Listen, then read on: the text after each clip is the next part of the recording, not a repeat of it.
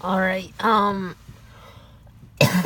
for today's blog, I don't start work until 10. As a matter of fact, I work 10 to 4 today. I left a half hour earlier from home because the roads were slippery, and yeah, people were going a lot faster than I was, but I could tell my vehicle was sliding. But another purpose I'd like to tell you, like why I also tell a little bit of my retail stories of what happened with me, is because I hope customers understand that some retailers, they give us the rules and we gotta follow them, or we do get written up. We can't go against them just to serve a customer the way they want. You know, it's just like with Menards.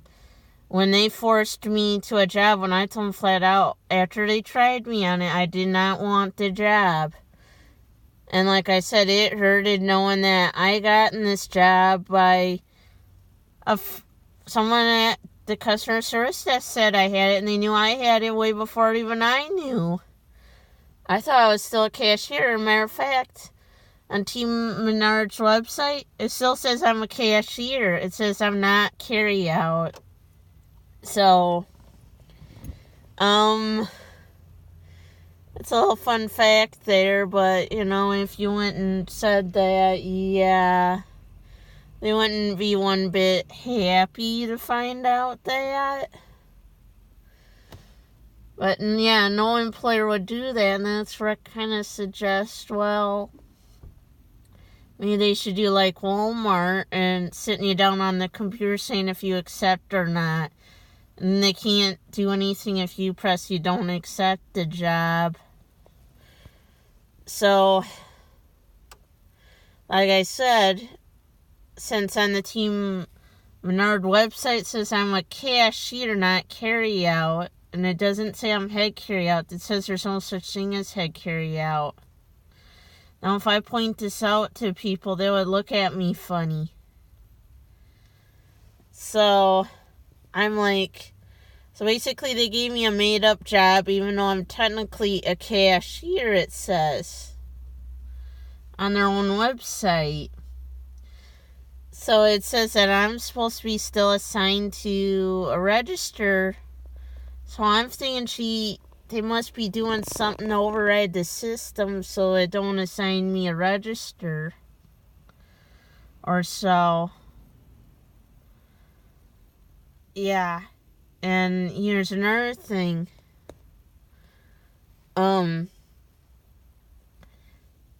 Like, I don't want to say it to CRI. It's like, why don't you just have me fill out your guys' application, hire me on full-time, have it be like a temp job.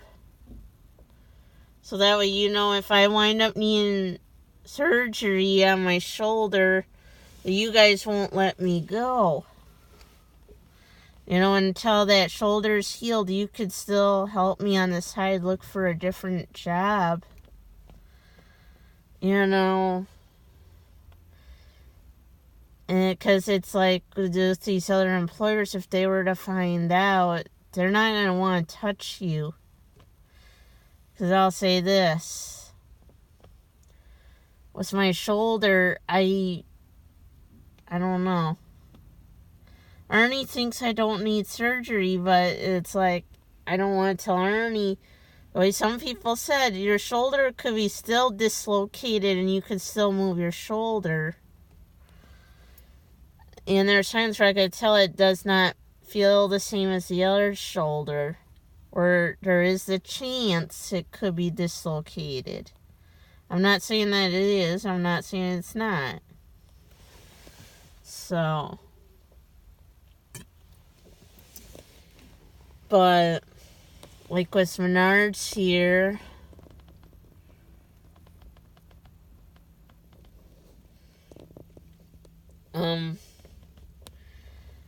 you know, I really wish that they did some things like Walmart did, but like I said, I would really love to be able to go back to Walmart, like I said before. Because, like, one memory I have, and this was before they red flagged everyone that they could hire, or that was either living in Black River Falls or around that area, driving distance. Yeah. Like I said, basically what JP said is he ain't gonna investigate anyone unless there was physical evidence proving that the person did what was accused. And he's right, because it's like he said, it's a lawsuit thing. The store could get sued if they accuse someone and there's no physical evidence proving they did what was accused. Because the judge will want them to be rehired, and then the store would have to give them so much money. You know. And the way Ben Foss did it, it's like, and he wrongfully fired, I don't know how many people, it could be hundreds of innocent Walmart associates without any physical evidence or proof. So, like I said, that's why a lot of them, when Ben Foss was store manager, would come out of his office crying. Yeah, assistant manager Leslie, when she got fired, she was crying and walked out the door of Walmart all over because she said no to the Fabulous Five, which is a clique group that runs store number 1277 of department managers. And they gotten an assistant manager who was above them fired literally for telling them no. So, like I said, that's a sign that the store is corrupted, but then again, I don't have physical evidence to give Walmart to prove that. To trigger an investigation, which in their own rules, they'll close down that store. Which I disagree with that rule. I don't think they would close that store just over corruption.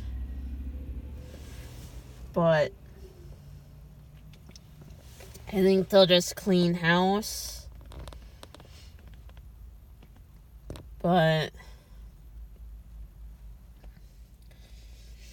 like I said, and here's a little quick thing to say is, if back in January Menards would have, knew I didn't want to be cart pusher, what would have happened? Well, they either would have told me I was fired, so it went with my answer, let's say it that way.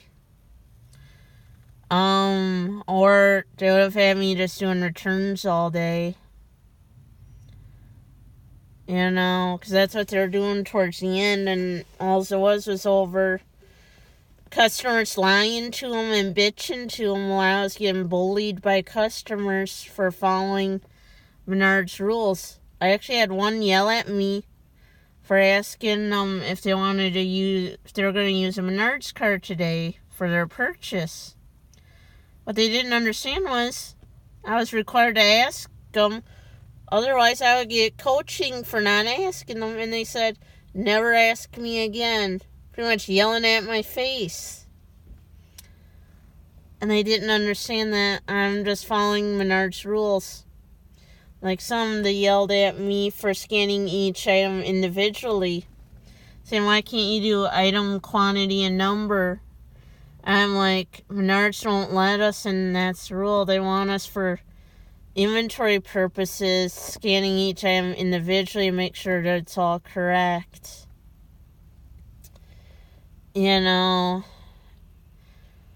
Some customers, they just don't understand, like I said. And, it's a sad thing to say, too. I got yelled at and called slow and all that. there's some customers that'll rush you. They didn't like how you bag. Yes, you could put the hard stuff below and have the light bulbs on top. And then they bitch to your boss about it, saying that wasn't good enough, and claiming that they had to sit there and bag when in reality you did the bagging. I'm like, yeah, and then your boss will never believe you. Trust me. That's where I kind of say it's like, I think right now it's just for the best that I get out of Menards and, move on. Because it's like, I don't really want to work at McDonald's. I can't really work at a factory. And that's what I tried telling my husband, and even my father-in-law and my in-laws are pushing me to go apply at TTM when I can't work in a factory. I got a bad foot. I have a bad knee and a bad shoulder. They'll fucking fire me the first day. Because they'll say you're going too slow. And if you have to sit a lot, they ain't gonna like that. No. Because if you can't stand in that, they'll get rid of you. And that's a sad thing to say. Even with some of my medical issues, yeah, I need a full-time job. I can't, work at a lot of places now like I used to. Now, and another thing is, I've heard of this, which happened to a cashier at Walmart in Blacker Falls. Customer got so mad at him when they're only following Walmart rules, they reached over to the cashier and slapped him in the face. Yeah. So, and it made the cashier disgusted because they said, what did I ever do to the customer when I'm only following rules? Customer had to reach over and slap him in the face, basically. Yeah. It's not that fun now, is it? And this is another reason why I don't really want to be cart pushing anymore nor cashiering anymore, is I get bullied. Customers don't understand when I have bad hearing, because I started losing my hearing around when I was 24 years old due to a pseudotumor that I had. And I can't hear over rails and carts. And it's like, can't you be calm and go inside, grab, and then come back outside or go look for one, and realizing I can't hear you? Instead of chewing me out as soon as I stop and pull them away? And I didn't know, and I'm sitting there all spooked and going, what the is going on?